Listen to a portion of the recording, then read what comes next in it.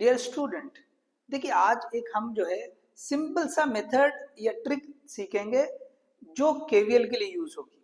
देखिए केवीएल की इक्वेशन जो लिखते हैं हम, अगर हम जो है ना बेसिक जो मेथड है फंडामेंटल से जाएंगे so it will take time.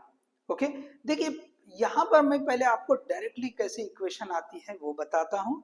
उसके बाद हम जो ट्रेडिशनल मेथड है केवीएल की जो है, केवीएल जो है एग्जैक्टली अप्लाई करके हम उसको सिंप्लीफाई करने पे जो इक्वेशन आती है वो इक्वेशन हम डायरेक्टली लिखेंगे। ओके, सो देखिए हम स्टार्ट करते हैं यहाँ पे एक एग्जाम्पल लेकर। यहाँ पे मैंने डायरेक्टली इक्वेशन लिखे हैं, देखिए। तो एग्जाम्पल क्या लिया हमने, 3 रेजिस्टर्स लिए हैं।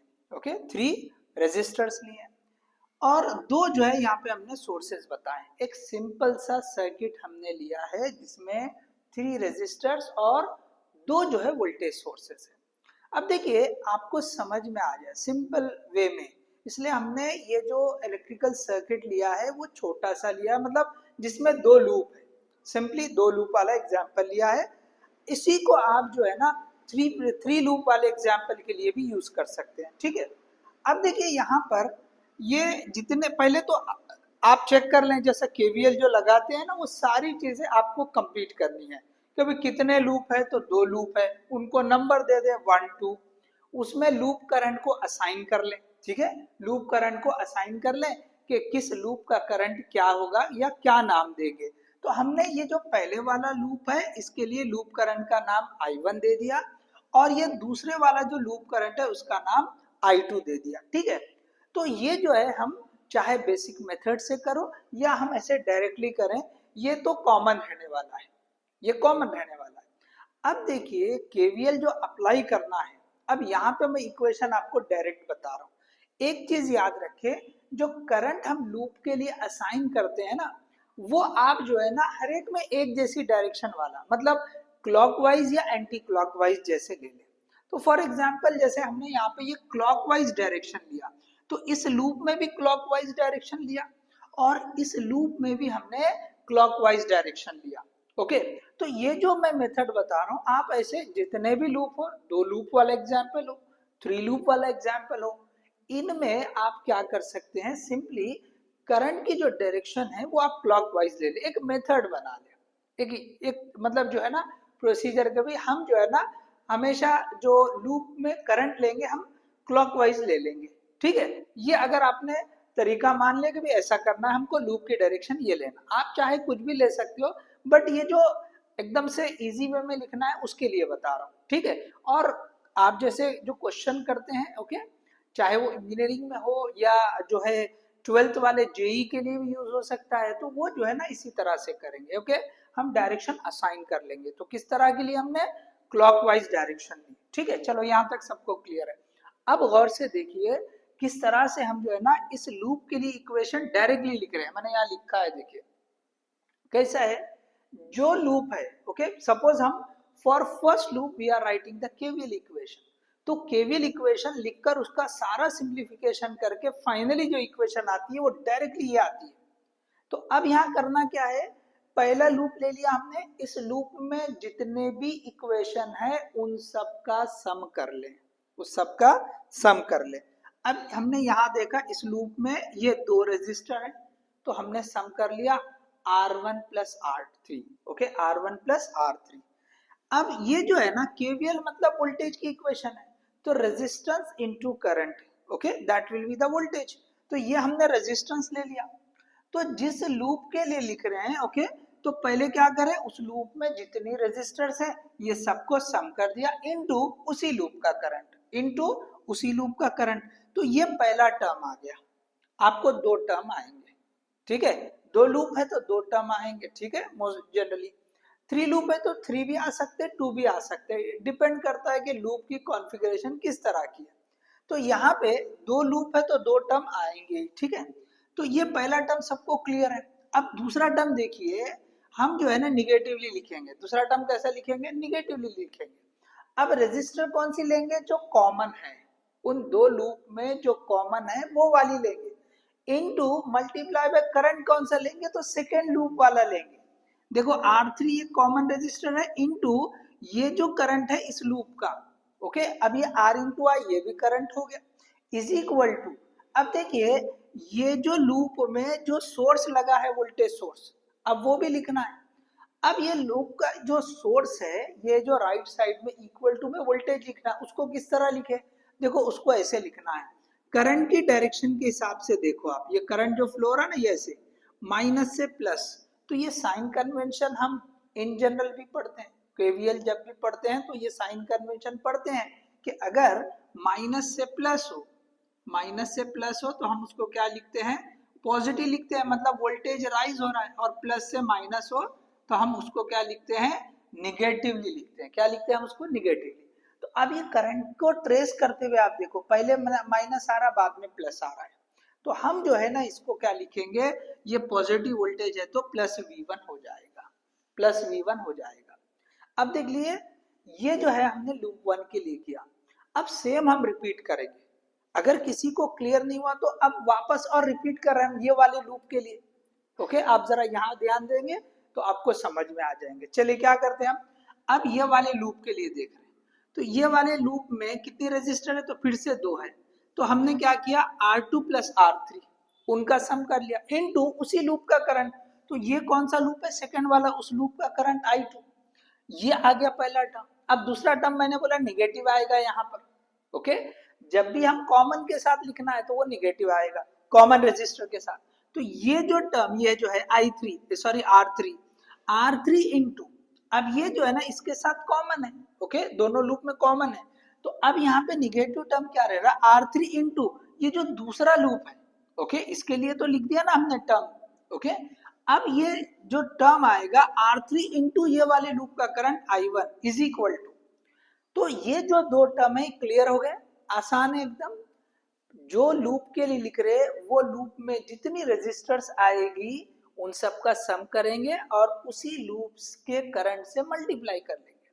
दूसरा टर्म हम निगेटिवली लिखेंगे, जो कॉमन रेजिस्टर होगी वो कॉमन रेजिस्टर लेंगे और जिस लूप के साथ कॉमन है तो उस लूप का करंट लिखेंगे। देखो अब जो है ना ये सेकंड की बात चल रही है, तो ये जो R3 रेजिस्टर है वो इस लूप के साथ कॉमन है तो उस लूप का करंट I1।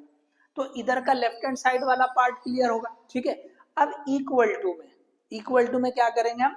ये जो वोल्टेज है इसमें या सेकंड वाले लूप में या इस वाले लूप में, तो अब कैसे लिखो? देखो फिर से ये करंट के हिसाब से देखना है। तो पहले प्लस आ रहा है, ये करंट ऐसे घूम के ऐसे आ रहा है ना, पहले प्लस फिर माइनस, प्लस और माइनस बोले तो हम उसको निगेटिव लिखेंगे। कैसे लिखेंगे उसको? निगेटिव लिखेंगे। So this will be minus V2। Okay, this will be minus V2। अगर आपको ये जो लूप है इसमें एक से ज्यादा रहेंगे सोर्सेस, बस यही तरीका अप्लाई करेंगे। ओके, ऐड करते चले जाएंगे जितने भी है। एक से ज्यादा सोर्स है तो यहाँ लिखते चलो। सपोज यहाँ पे V2 और एक है V3, तो V2 और V3 को इसी साइन कन्वेंशन के हिसाब से लिखते चलो। जो पॉजिटिव आया पॉजिटिव लिखो, जो निगेटिव आया निगेटिव लिखो और सिंप्लीफाई कर लो। तो ये इक्वेशन हम जो है ना डायरेक्ट पहली स्टेप में लिख दे रहे हैं। देखो एक ही स्टेप में लिखा हमने, ये वाली इक्वेशन भी एक स्टेप में, सेकेंड वाली लूप के लिए भी एक ही स्टेप में। तो आई थिंक ये आपको समझ में आ गया होगा। तो क्या है, फिर से बोल रहा हूँ, सिंपल। पहले वाला टर्म, अगर दो लूप है तो दो ही टर्म आएंगे। पहले वाले टर्म में जो लूप के लिए इक्वेशन लिख रहे हैं उसमें जितनी रेजिस्टर्स होगी उन सब का सम करेंगे उसी लूप के करंट से ओके मल्टीप्लाई करेंगे। जैसे ये लूप लिया हमने, R1 R3 ले लिया, दोनों को ऐड किया इनटू इसी लूप का करंट।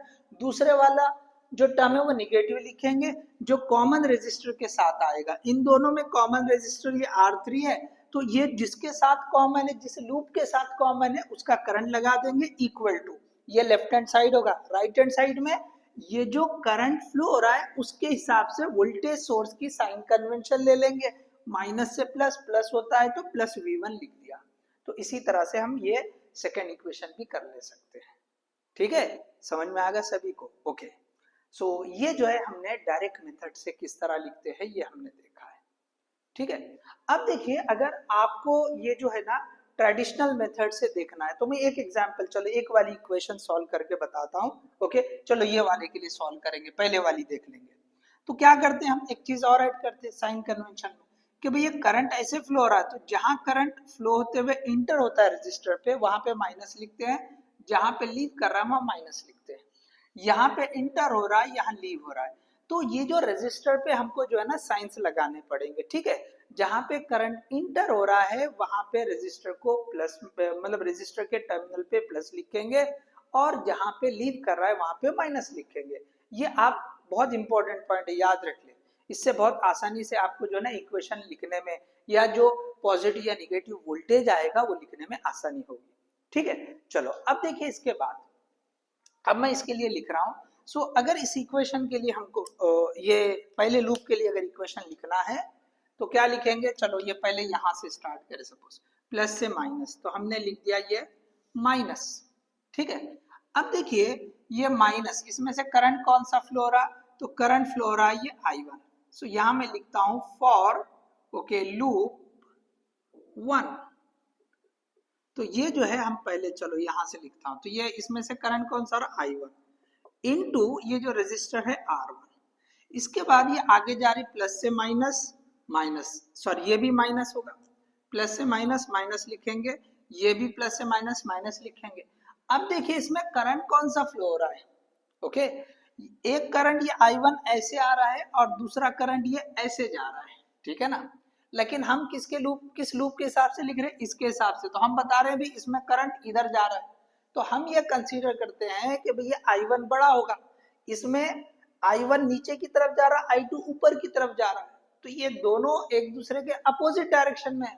तो करंट क्या होगा, इसका जो है यहाँ पे इस वाली ब्रांच से डिफरेंस आएगा, सब्ट्रैक्शन होगा। तो यहाँ पे मैं लिखता हूं ये I1 minus I2 into R3 that is equal to, अब यहाँ पे सॉरी अभी इक्वल टू नहीं, अभी इक्वेशन कंप्लीट नहीं, उसके बाद आगे बढ़ेंगे, ये माइनस से प्लस, प्लस ये V1 इज इक्वल टू 0।